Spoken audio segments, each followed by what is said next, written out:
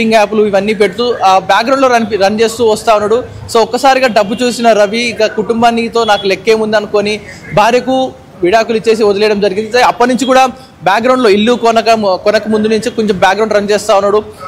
ఇల్లు కొన్నాడు, ఫ్లాట్ కొన్నాడు. దాని తర్వాత వితిన్ 2 years లో భార్యకు విడాకులు ఇచ్చాక వితిన్ 2 years లో ఈ బెట్టింగ్ యాప్ నుంచి వచ్చిన అమౌంట్ అంతా పెట్టి కూడా ఆ ఫ్లాట్ కట్టేసి క్లోజ్ చేయడం జరిగింది ఈఎంఐ. అంటే దాని ముందు నుంచి కూడా ఎప్పుడైతే భార్య అతన్ని మీరు డబ్బు సంపాదించట్లేవు, మనం చాలా ఆర్థిక స్థితిలో లేము అని అతను దూషించారో అప్పటి నుంచే తన భార్యకి తెలుసు ఈ నెట్వర్కింగ్ ఒకటి మెయింటైన్ చేస్తున్నాడు, హ్యాకింగ్ చేస్తున్నాడు, సినిమాల్ని పైరసీ చేస్తున్న విషయం తన సతీమణికి తెలుసు. రైట్?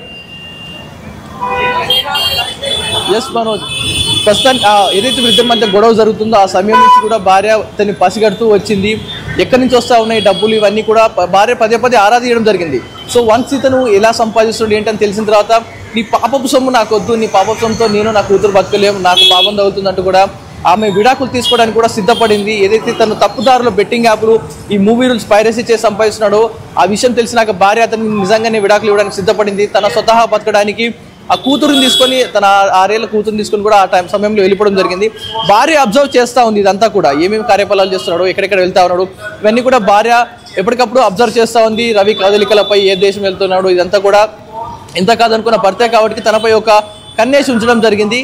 అదేవిధంగా పోలీసులకు కూడా తన వంతు సమాచారాన్ని అయితే అందించడం జరిగింది. ఏదైతే ఆ మూమెంట్లో ఇమ్మది రవి స్నేహితుడు వైజాగ్లో ఉన్నాడో అతన్ని కూడా కేసులో విచారించడం జరిగింది. అతను పెట్టిన మెసేజ్ ద్వారానే పట్టుకున్నామంటూ చెప్తా ఉన్నారు. ఫ్రెండ్స్ ఐడెంటిటీ ఏదైతే ఫ్రెండ్స్ ఓటర్ ఐడి వారి పేర్లు ఏవైతే ఉంటాయో, ప్రహ్లాద్ అనే పేరు తన ఫ్రెండ్ ఎవరైతే ఉన్నారో ఆ ప్రహ్లాద్ అనే పేరుతో అక్కడ ఫ్రాన్స్లో తన ఐడెంటిటీ క్రియేట్ చేసుకున్నాడు. పాస్పోర్ట్, ఓటర్ ఐడి ఇవన్నీ కూడా తన ఫ్రెండ్ ఐడెంటిటీ తన అడ్రస్లతో అక్కడ పేరు మార్చుకొని మకం మార్చుకొని తన ఐడెంటిటీతో ఫ్రాన్స్లో ఉంటున్నాడు. ఇక్కడ ఇమ్మది రవి అబ్రాడ్కి వెళ్ళేసరికి ప్రహ్లాద్గా మారిపోయి అక్కడ కొత్త లైఫ్ స్టైల్ రన్ చేస్తూ ఉన్నాడు. అంటే ఇవన్నీ కూడా ముందు నుంచి భార్య పసిగట్టడం జరిగింది. పోలీసులకు ఫోన్ కాల్లో మాట్లాడిన సందర్భంలో ఇవన్నీ కూడా గతంలో ఫేస్ చేసిన విషయాలన్నీ కూడా ఇవేనంటూ కూడా పోలీసులకి ఒక స్టేట్మెంట్ అయితే ఇవ్వడం జరిగింది. సో పోలీసులు మాత్రం మరికొన్ని రోజులు కస్టడీలోకి తీసుకొని విచారించే అవకాశం ఉంది. నేపథ్యంలో ఇమ్మది రవి మాత్రం ఇలాంటి టెక్నికల్ విషయాలు మాత్రం బయటపెట్టడం లేదు. ఏదైతే ఆ డొమైన్స్ ఏవైతే ఉన్నాయో, ఐబొమ్మ సంబంధించిన డొమైన్స్ ఏవైతే ఉన్నాయో main server user ID password మాత్రం చెప్పడం లేదు, నాకు గుర్తులేదంటూ కూడా తేలేస్తూ ఉన్నాడు. మరోవైపు ఇప్పుడు ఇమ్మది రవి కొంచెం భయం పట్టినట్టు కనిపిస్తూ ఉంది. ఎందుకంటే ఆ రోజు నన్ను ఫ్రాన్స్లో ఫాలో చేసింది మీరేనా అని ఒక క్వశ్చన్ అయితే పోలీసుని అడిగినట్టుగా పోలీసులు చెప్తా ఉన్నారు. ఎందుకంటే పోలీసులు బ్యాక్గ్రౌండ్లో తన రా ఏజెన్సీ కానీ మిగతా మన ఇండియన్ టీం ఏదైతే ఉందో అతని బ్యాక్గ్రౌండ్లో ఫాలో అవుతూనే ఉన్నారు. కానీ ఇమ్మది రవి కొన్ని రోజులు వాళ్ళని గమనించిన తర్వాత వీరు నన్ను ఏం చేయలేరు, పట్టుకోలేరన్న ధీమాతో ఇండియాకు వచ్చి రావడం జరిగింది. రెడ్ హ్యాండెడ్గా పోలీసులకు దొరికిపోయాడు. కానీ పోలీసులు మాత్రం సైలెంట్గా ఈ బ్యాక్గ్రౌండ్ ఆపరేషన్ అంతా రన్ చేసి ఇమ్మడి రవిని క్యాచ్ చేశారు. నెక్స్ట్ ఆపరేషన్ మూవీ రూల్స్ మీదే పడ్డట్టుగా చెప్తా ఉన్నారు Manoj. Thank you Pavan. So మొత్తంగా ఇమ్మంది రవి కూకట్పల్లిలోనే ఒక ఫ్లాట్ తీసుకొని దాన్ని 2 ఏళ్ళలోనే మంచి గేటెడ్ కమ్యూనిటీలో ఫ్లాట్ తీసుకొని 2 ఏళ్ళలోనే ఆ ఈఎంఐ మొత్తాన్ని చెల్లించేశాడు. సో తన భార్యతో ఉన్న విభేదాలు, భార్య పదే సంపాదించడం రాదు అని చెప్పడంతోనే ఉన్న విభేదాలతో భార్యను దూరం పెట్టాడు, అటు కూతురుని దూరం పెట్టేశాడు. ఆ తర్వాత భార్యతో విడాకులు తీసుకునే సమయంలో కూడా రేపటి రోజున భవిష్యత్తులో నేను ఆస్తిపాస్తులు సంపాదిస్తే నా ఆస్తిలో చిల్లి గవ్వ కూడా నీకు ఇవ్వను అని చెప్పి అగ్రిమెంట్పై సంతకం చేస్తేనే నీకు విడాకులు ఇస్తానని చెప్పడంతో భార్య కూడా సంతకం చేసిందట. ఇప్పుడు ఈ విషయాలన్నీ కూడా పోలీసులకి ఫోన్ ద్వారా తన స్టేట్మెంట్ని పాస్ చేసింది ఇమ్మంది రవి మాజీ భార్య. సో తను విదేశాల్లో ఉంటుంది, కూతురు కూడా అక్కడే ఉంటుంది.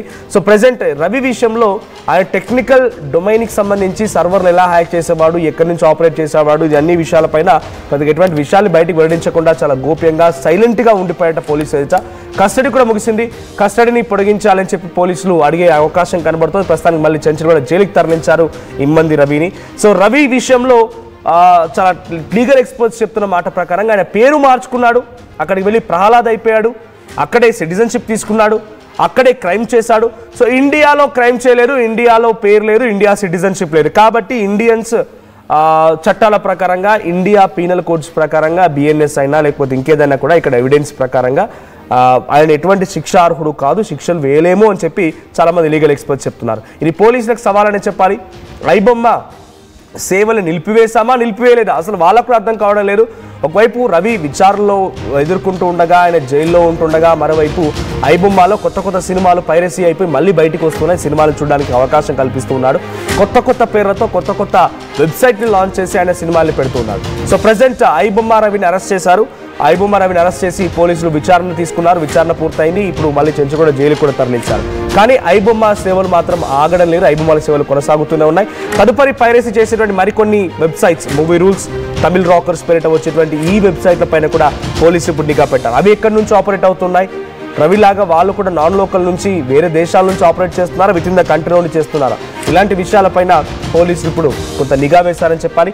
సో ఐబొమ్మ రవిని అరెస్ట్ చేసి విచారించి కస్టడీకి తీసుకొని మళ్ళీ ఇప్పుడు చెంచల్గూడ జైలుకి తరలించారు. కానీ పోలీసులకు మాత్రం అనుకున్న స్థాయిలో ఎటువంటి ఆశించిన ఫలితం మాత్రం దొరకలేదు. ఆయన నుంచి ఎటువంటి సమాధానం రాలేదు. సో ఐబొమ్మ రవిని ఏం చేస్తే బాగుంటుందో కామెంట్ చేయండి. ఐబొమ్మ రవి పైన మీ అభిప్రాయం ఏంటో కామెంట్ చేయండి. Local to global news at your finger tips. మీ చేతిలో ఒక ఆయుధం. Download R TV app. Media legend Ravi Prakash is back.